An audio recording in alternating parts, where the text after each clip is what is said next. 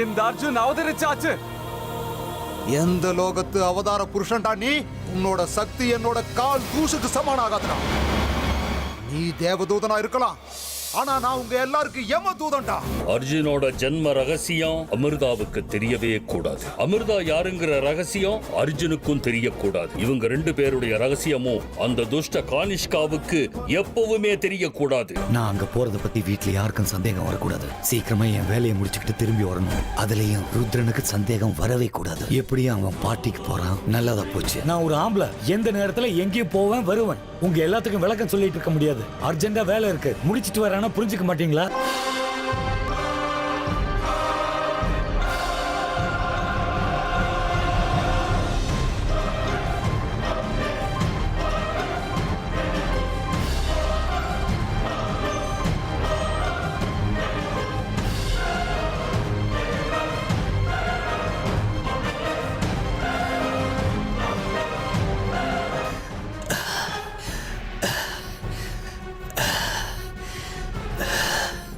இன்னைக்கு நாகமணிக்கு எல்லா சக்திகளும் கிடைக்க போற நாள்.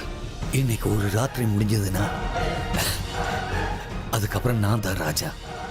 இந்த உலகமே என் கைக்குள்ள இருக்கும். நான் வீட்டுல இருந்து இங்க வந்தது யாருக்கும் தெரியாது. அவங்க கண்டுபிடிக்கிறதுக்கு முன்னாடி என் வேலையை முடிச்சுட்டு நான் வீட்டுக்கு திரும்ப போயிடணும். என்கிட்ட அதிக நேரம் இல்லை.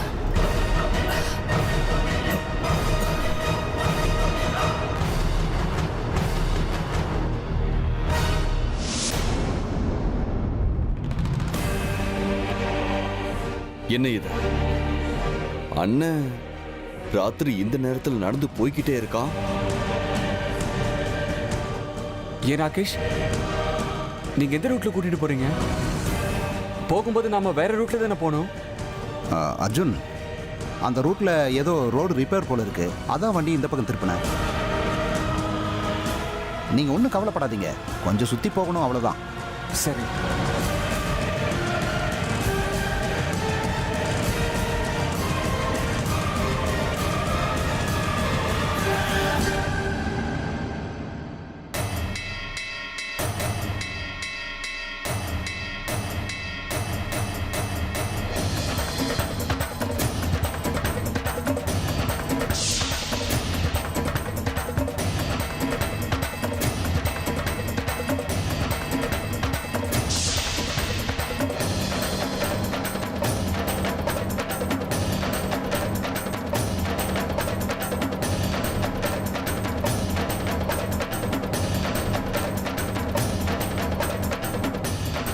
இந்த பாதை சுடுகாட்டுக்கு போகும்.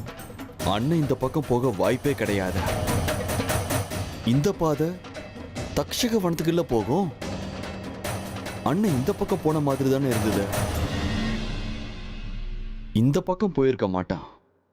எதுக்கும் தக்ஷக வனத்துக்கு போற பாதையிலேயே போலாம்.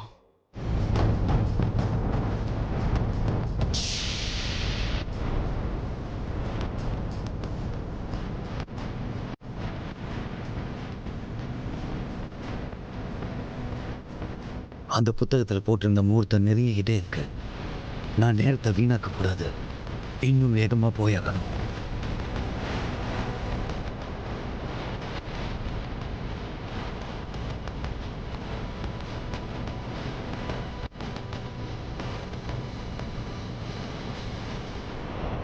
அண்ணன் அண்ணன் எதுக்கு இந்த பக்கமா போயிட்டு இருக்கான்? அப்படின்னா தக்ஷக வனத்துக்கு தான் போயிட்டு இருக்கான். எதுக்காக அங்க போறான்? எனக்கே தெரியாம அவன் இந்த இடத்துக்கு வந்திருக்கானா, இவங்கிட்ட ஏதோ பெரிய ரகசியம் இருக்கணும். என்னவா இருக்கும்? கண்டுபிடிக்கிற. இவனை ஃபாலோ பண்ணி போனா தெரிஞ்சுக்கலாம்.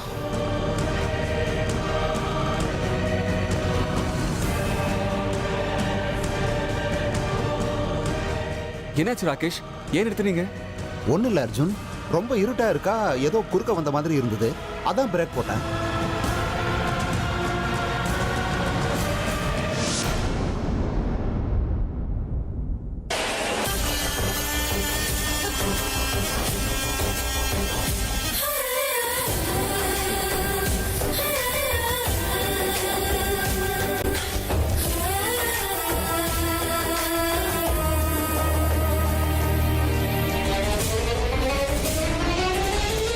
இது தக்ஷகவனத்துக்கு போற வழியாச்சே. அம்மா அப்பாவோட ஞாபகம் வந்துருச்சு.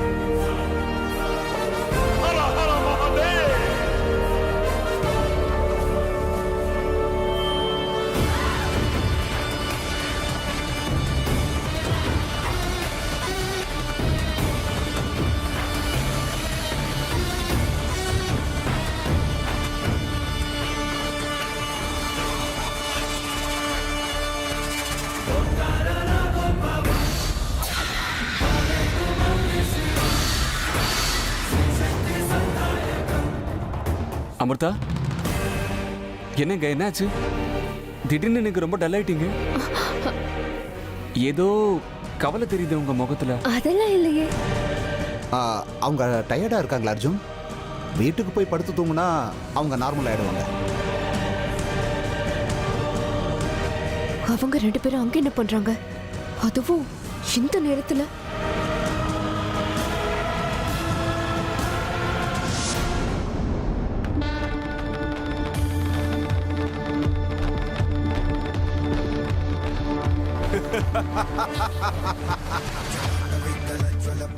விஷ்ணு, மொத்தத்துல என்னோட திட்டம் வேலை செய்ய ஆரம்பிச்சிடுச்சு. நான் விரிச்ச வலையில நீ கூடிய சீக்கிரத்துல வந்து சிக்க போற. இன்னைக்கு ராத்திரி நாகமணியை எடுத்துக்கிட்டு நீ இந்த தக்ஷக வனத்துக்கு வருவல்ல? வா வா. இன்னும் கொஞ்ச நேரம்தான். இன்னும் கொஞ்ச நேரத்துல நான் கண்ட கனவு, அந்த நாகமணி என் கைக்கு வந்து சேரக்கூடிய நேரம் என்ன நெருங்கி வந்தாச்சு. வா வா விஷ்ணு. நாகமணியை அடையறதுக்கு நான் பட்ட கஷ்டங்கள் எத்தனை எத்தனை இருந்தாலும் இன்னைக்கு அந்த பொன்னான நேரம் நெருங்கி வந்தாச்சு. ஜெய் மகாகாளி.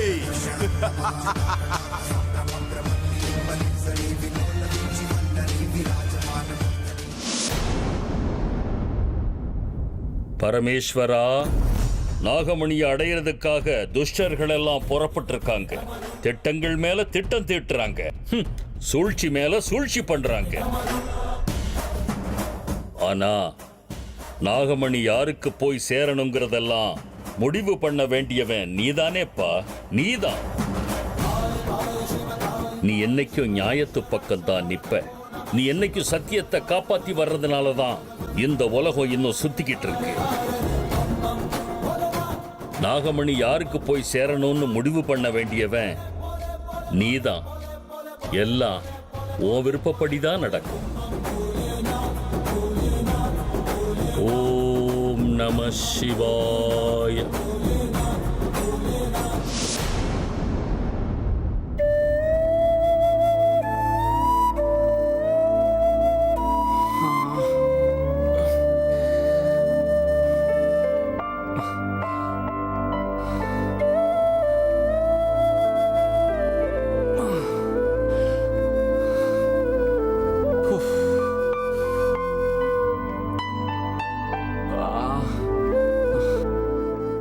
என்னாச்சு அமிர்தா?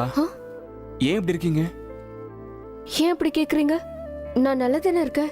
இல்ல, ஏதோ படபடப்பா கவலையா இருக்கிற மாதிரி தெரியுது. அதான் என்ன விஷயம்னு கேட்டேன். அதெல்லாம் இல்லையே, நல்லதா இருக்கேன். சரி சரி, அவ்வளவு தூரம் டிராவல் பண்ணதுல நான் ரொம்ப டயர்ட் ஆயிட்டேங்க. உங்க முகத்தை பார்க்கும்போது நீங்களும் டயர்ட் ஆயிட்டீங்கன்னு தெரியுது. சரி வாங்க படுத்துக்கலாம். படுத்துக்கணுமா? இல்ல, உங்களுக்கு ஓகேனா 2 பேரும் சேர்ந்து பரதநாட்டியம் ஆடலாமா? என்னங்க அமிர்தா, நீங்க இந்த மாதிரி கேள்வி எல்லாம் கேட்டுட்டு இருக்கீங்க. தெரிஞ்சு கேக்குறீங்களா தெரியாம கேக்குறீங்களான்னு புரியவே இல்லை. சரி சரி வாங்க.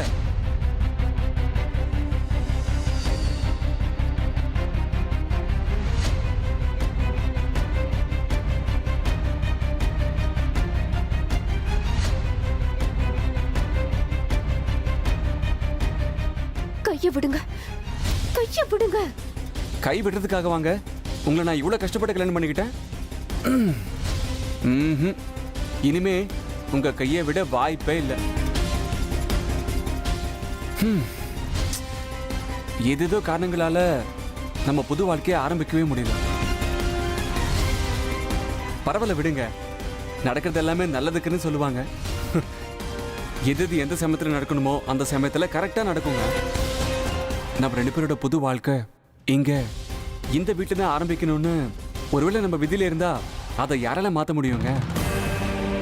ஆனா ட்ரிப்ல உங்க கூட இருந்த ஒவ்வொரு நிமிஷமும் எனக்கு ரொம்ப ஸ்பெஷல் தாங்க. என் கூட வந்ததுக்கு ரொம்ப ரொம்ப தேங்க்ஸ் அமிர்தா.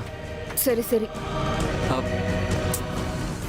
என்னங்க நீங்க, நான் பேராகிராஃபா டயலாக் அடிக்கிறேன், நீங்க என்னடானா ஒரே வார்த்தையில முடிக்கிறீங்க. இருந்தாலும் உங்களுக்கு இவ்வளோ கஞ்சித்தனம் ஆகாதுங்க. நான் எப்போ காதல் விஷயத்துல ரொம்ப தாராளங்க.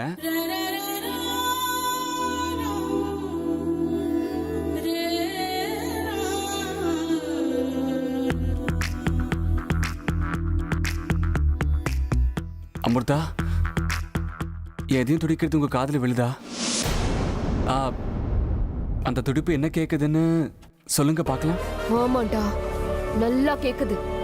இந்த நிமிஷமே அந்த துடிப்பை நிறுத்தணும்னு என் மனசு சொல்லுது. ஆனா என்ன பண்றது, என்னால முடியலையே. இப்போதைக்கு என் கைகளை கட்டி போட்டிருக்கேன். சொல்லுங்க, என் எதையும் என்ன கேக்குதுன்னு. எனக்கு தெரியாது. சரி விடுங்க, நானே சொல்லிடுறேன். கூடிய சீக்கிரம், அதாவது இன்னும் 9 மாசத்துல இந்த வீட்டுக்கு ஒரு அழகான பொன் குழந்தை வேணும்னு கேக்குதுங்க. அது மட்டும் இல்ல,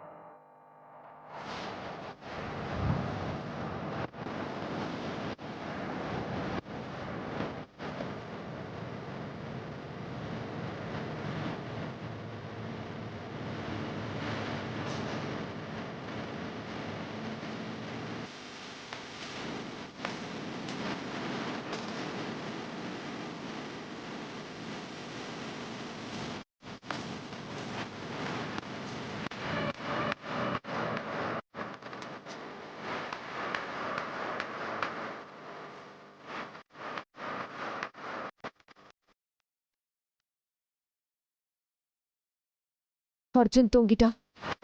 இதுதான் சரியான நேரம். என்னோட எதிரிங்க இந்த நேரத்துல என்ன திட்டம் போட்டுக்கிட்டு இருக்காங்கன்னு நான் உடனே தெரிஞ்சுக்கணும்.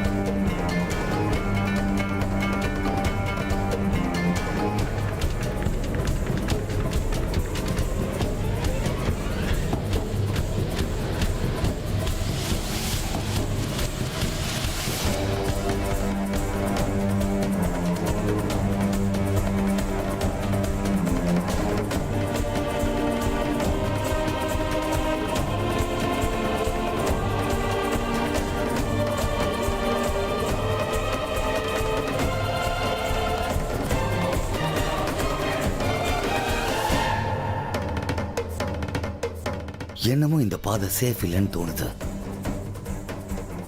இந்த பக்கம் போறவங்க யாராவது என்னை பார்த்துட்டா கஷ்டம். எதுக்கும் இந்த பாதையை மாத்தி வேற பாதையில போறேன்.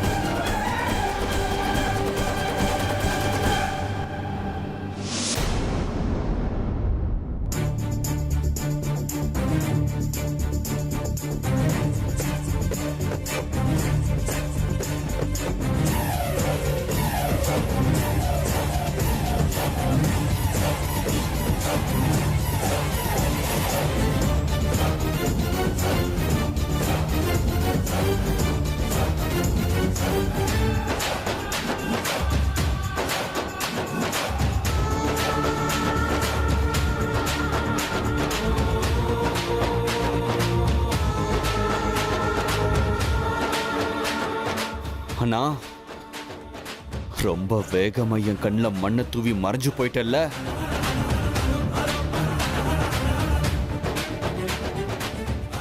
விடமாட்டேண்ணா, விடமாட்டேன்.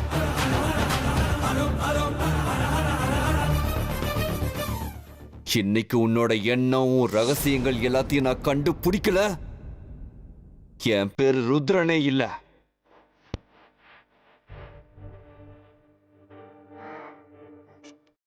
என்கிட்ட இருந்து தப்பிச்சு போறியா? அது எப்படி நீ போறன்னு நானும் பாத்துறேன்.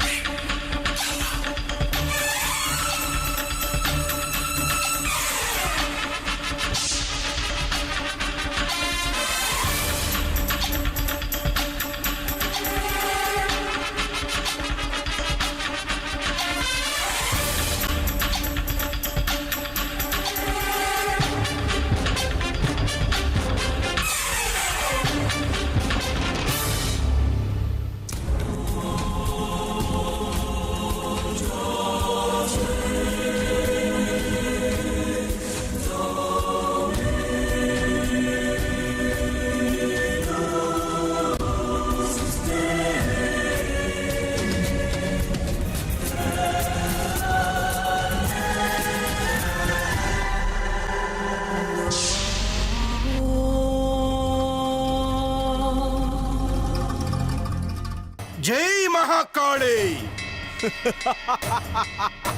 விஷ்ணு, இறுதியா இந்த தக்ஷக வனத்துக்கு, என்னோட சாம்ராஜ்யத்துக்குள்ள நீ காலடி வைக்கிற நேரம் வந்தாச்சு. போ விஷ்ணு போ.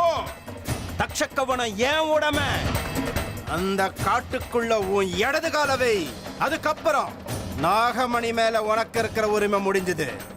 இனிமே அந்த நாகமணி இந்த பைரவ பாபாவுக்கு மட்டுமே சொந்தம்.